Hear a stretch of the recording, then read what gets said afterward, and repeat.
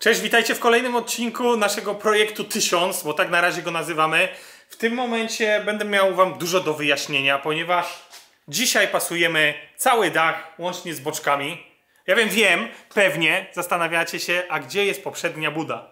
No więc poprzednia buda istnieje, nie pocięliśmy tych rzeczy. Miałem boczki nowe, więc postanowiliśmy te nowe boczki wykorzystać, ponieważ tamte były poprzycinane w niektórych miejscach, a te są jakby pełnowymiarowe. Dodatkowo mamy tutaj trochę szerszy dach, więc tak, postanowiliśmy nasz przedział pasażerski tak naprawdę poszerzyć, ponieważ w poprzedniej wersji, jeżeli jeździliśmy w kuble, rurkę od klatki mieliśmy dosłownie w tym miejscu. Było to trochę niebezpieczne, a ponieważ mamy w planach bardzo szybkie tory, bardzo dużą prędkość, chcieliśmy jednak tą klatkę od siebie trochę oddalić i zapewnić sobie choć odrobinę bezpieczeństwa. Ja zapraszam was na dzisiejszego vloga, jeżeli wam się podoba, to zostawcie łapkę w górę, pamiętajcie o subskrypcji i napiszcie komentarz. Z tych komentarzy na końcu będziemy też jakby przedstawiać wam nasze odpowiedzi na nie, więc dołączcie się do zabawy, pytajcie. Tak to wygląda w tym momencie. Zaraz będziemy to składać do kupy, do jednej wielkiej kupy. No ale Kazimierz ma jakąś wizję na to wszystko teraz. No, wizja jest bardzo prosta jak zwykle. Praca.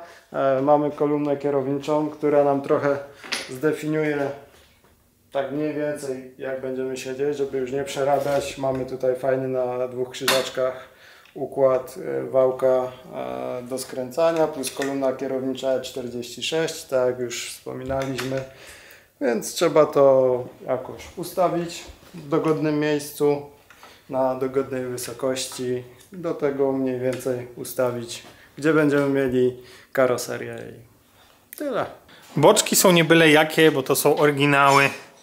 Możecie sobie zobaczyć. Leżały u mnie bardzo długo w garażu. W sumie leżały tyle samo, ile boczki w poprzednim maluchu, czyli w tym czerwonym, bo to są dokładnie w tym samym momencie kupowane.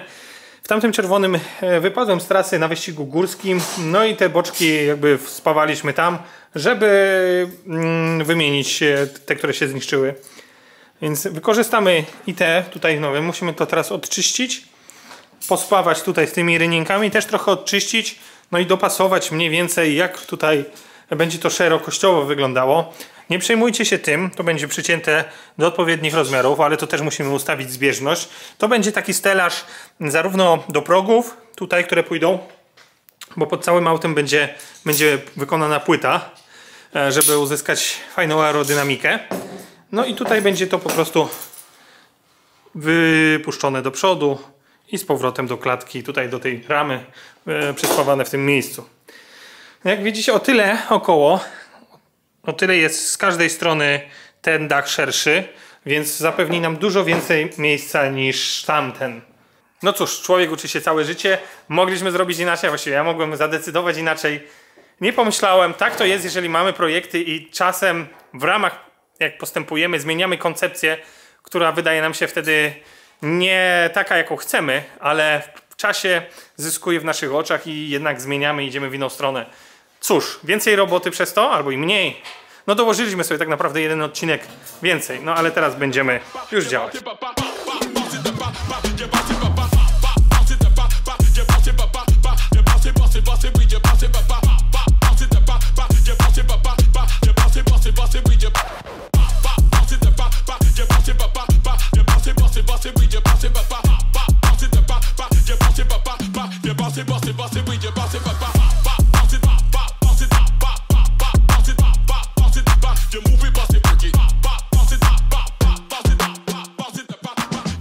Teraz musimy spasować boczki z tym dachem. No taka sztuka blacharska troszeczkę. Nic wielkiego, nic trudnego, ale trzeba to zrobić z głową, żeby ładnie nam się tu zlicowało. Troszkę tutaj trzeba te słupeczki odgiąć tu zewnątrz, żeby nam się szerokość zgadzała. Na górze całkiem ładnie leży. No i troszeczkę to złączenie, ten kącik dosunąć, nagiąć i będzie. Dobra, zastanawiacie się, czemu odkręcamy koła. Odkręcamy koła, ponieważ koła nam przeszkadzają. Nie chcemy jeszcze wycinać tutaj tych boczków, bo nie wiemy dokładnie w którym miejscu. Więc spróbujemy po prostu te boczki przełożyć tutaj. No i zobaczymy, w którym miejscu ustawimy ten przód, tak? Bo musimy sprawdzić, żeby właśnie koła się nam mijały, tak jak tam. Troszkę większy odstęp oczywiście zrobimy. Musimy tą karoserię mniej więcej ustawić na środku i w odpowiednim miejscu, jeżeli chodzi o przód i tył. No, koła nam przeszkadzają, wykręciliśmy je, założymy je później.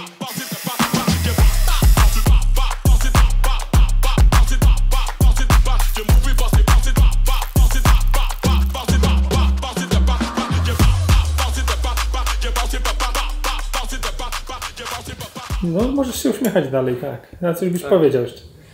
No to mamy wstępnie budę ustawioną, tak mniej więcej. Jeszcze kwestia wysokości, tutaj uzgadniamy, ale z grubsza ja się mieszczę, tyle miejsca mam do dachu, dojdzie oczywiście kubeł. Kubeł maksymalnie opuszczony, jakaś taka nawet płyta podłogowa za 2 mm. No ale co, to może wytłumaczymy, że siedzisz tak naprawdę na podłodze i to będzie jej wysokość, nie? Tak, dokładnie. Czyli tak będziesz siedział z kubłem, no troszkę wyżej tam, parę milimetrów. 15 mm na pewno więcej, bo będziemy mieli jakąś płytę podłogową, taką cieniutką od strony pasażerskiej. Będzie kubeł, no i w zasadzie tyle, co będzie nas dzieliło właśnie od tego, na czym siedzę. Więc do dachu mamy sporo wysokości, więc zastanawiamy się, czy nawet jeszcze troszeczkę nie opuścić tego całego nadwozia. Odejmujemy jakieś 2 centy, powiedzmy, niech już w zaokrągleniu będzie na fotel, kubeł, podłogę, no to mamy 16. No dla kasku, żeby było trochę swobody, no to generalnie potrzebowalibyśmy z 5 centów. Czyli będzie 11 centów jeszcze zostanie. No i klatka ewentualnie. Zależy, jak będzie tutaj jakiś pałąk zaszczałowy. No ale to też będzie sobie szedł w górę. Nie? Myślę, że ta wysokość gdzieś jest w okolicy, która by nas interesowała. Nie? Mamy przymierzoną karoserię. W tym momencie będziemy wycinać też to samo co przedtem, czyli tył. Wycinamy w tym miejscu. Tu wycinamy tutaj. Ponieważ ten tył w ogóle nie jest nam potrzebny do niczego. On nie jest nam potrzebny do niczego, wywalamy go, tu są koła, tu i tak musi iść inaczej body kit cały. My musimy teraz złapać tak naprawdę odległości, poziom, jaki chcemy w tym miejscu, żeby te progi osadzić całą karoserię. I wtedy będziemy mogli jakby zrobić jeszcze tutaj kolejną konstrukcję, jakby boczną, konstrukcję pod pałąk główny do klatki bezpieczeństwa.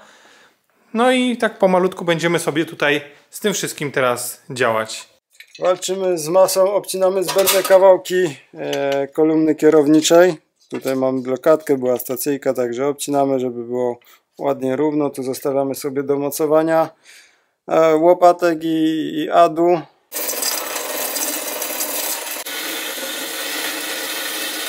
A my właśnie zrobiliśmy profesjonalne mocowanie kierownicy i ono wygląda mniej więcej tak. Pełna profeska, w każdym momencie można zmienić geometrię tego układu kierowniczego, więc naprawdę to jest to, o czym zawsze marzyliśmy. Tak, to nie da się ukryć, że w razie zmiany kierownika zmieniamy też cały układ tutaj, możemy sobie przesunąć kierownicę. Ciachamy trytytkę i już, nie? Tak, albo nawet możemy te spawy tak z ręki i też całość przestawić.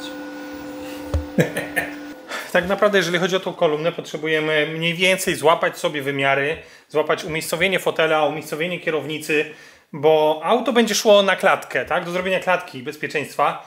No i klatka będzie już połączona razem z jakby mocowaniem kolumny kierowniczej, więc pasuje nam te wymiary już połapać i mieć gotowe. No więc to jest takie rozwiązanie tymczasowe. Do testów będziemy to przestawiać parę razy, aż znajdziemy odpowiednie ustawienie.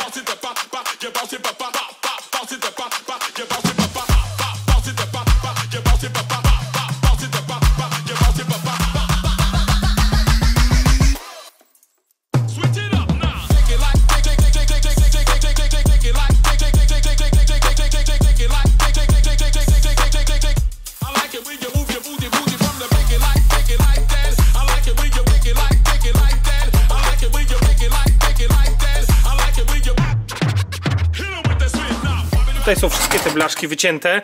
Dzięki znowu Pionard za to wszystko. Pionard produkuje najlepsze rusztowania Więc może jeżeli ktoś szuka rusztowań, to wiadomo, uderzajcie tam.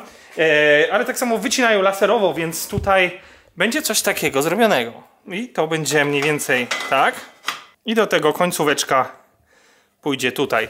Także będziemy mogli usztywnić te koła. Dodatkowo jeszcze mamy kolejne wzmocnienia ramy.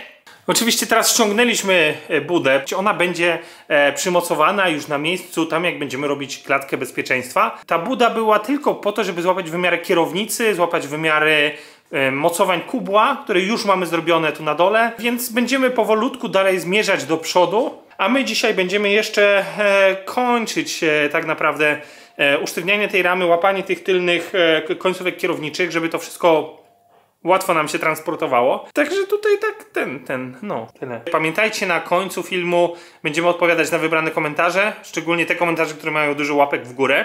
Więc jeżeli coś wam się spodoba, jakieś pytanie, no to dawajcie łapki w górę, namawiajcie kumpli, żeby dali łapkę w górę, to na pewno na nie odpowiemy. Takie Q&A specjalnie jakby dla was, taki kontakt wspólny, który sobie łapiemy. Jak macie pytania odnośnie tej budowy czy czegoś innego, to pytajcie. No a my postaramy się odpowiedzieć na większość z nich przynajmniej. Aha, czego jeszcze wam nie pokazałem, to są dystanse, które zrobiliśmy na zamówienie. 35 mm. Tutaj inny otwór centrujący, tutaj inny otwór centrujący. Mam nadzieję, że pozbędziemy się naszych takich dziwnych dystansów, ale aż wstyd je pokazać, więc nie będziemy ich pokazywać. Mamy już docelowe, całe szczęście. To pokaż, gdzie to będzie mniej więcej. Tu będziemy mieli to, takie coś, mniej więcej sobie tak. Tu będziemy mieli tutaj. W tym punkciku 2 razy. No i jeszcze będziemy mieli to do wzmocnienia tej blaszki, jak sobie ją gdzieś tutaj mamy. Ona tak na ciasno, jeszcze trzeba ją ewentualnie dopasować. No to tutaj sobie wzmocnimy tak, żeby dokładnie zamknąć. O, w tym miejscu będziemy mieli. No i później jeszcze na dole takie wzmocnienie też tam. I do drugie w okolice drążka też mamy, o, tak. I takie będą rzeczy. Teraz pasujemy te wszystkie blaszki, które mamy docięte. Trzeba tutaj zrobić im faski na nasze spawy, które już są. Bo tutaj akurat tak wyjdzie, że mamy na spawie, więc trzeba tutaj, o, gdzieś sobie zaznaczyłem, przeszlifować.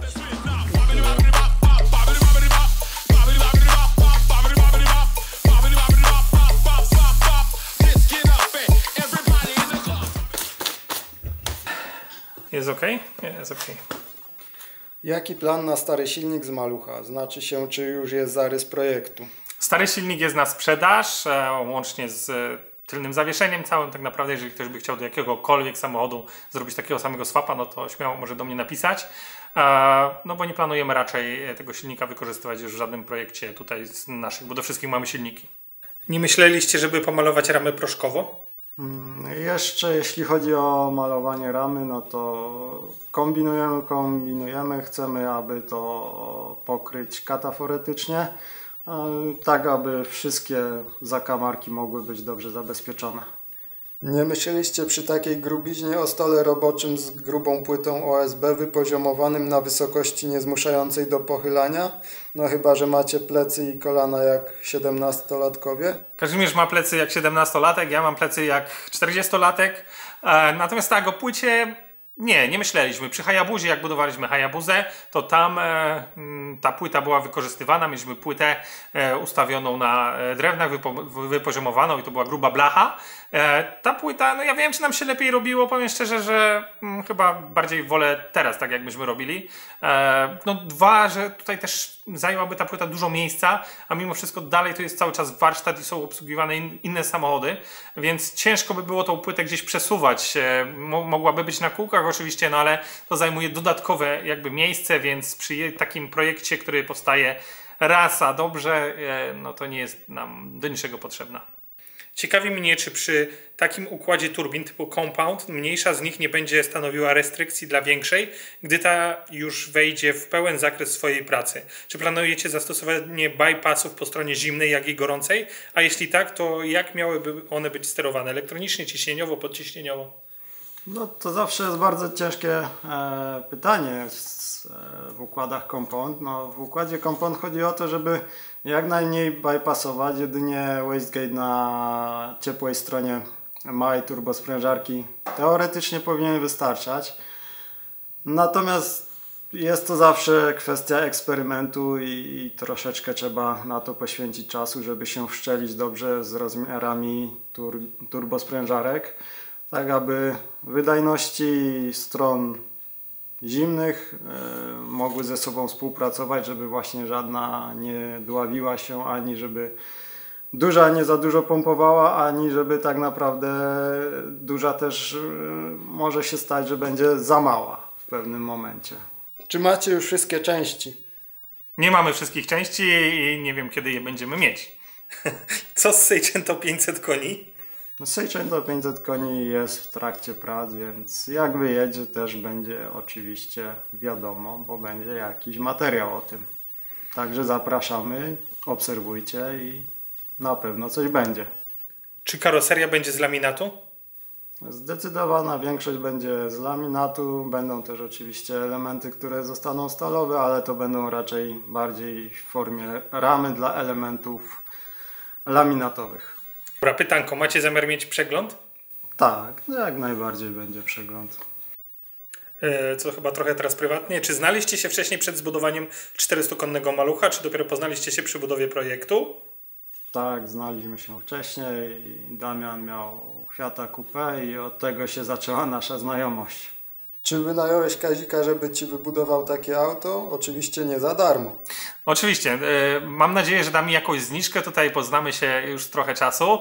Natomiast Kazimierz buduje takie samochody, buduje różne wydumki, więc jeżeli wy potrzebujecie tak naprawdę jakąś wydumkę, można do niego napisać, wejść do niego na stronę. Tutaj gdzieś wam wrzucę jeszcze raz link. Link jest w opisie. Można się z nim skontaktować, natomiast terminy do niego są troszkę wydłużone. Czym zajmujecie się prywatnie oprócz budowy malucha? Prywatnie oprócz budowy malucha, no to ja może za siebie odpowiem, że prywatnie jestem agentem nieruchomości, posiadam biuro z moim wspólnikiem, więc to jest tak na co dzień taka moja praca, a prywatnie... Co ja robię prywatnie? Buduję malucha.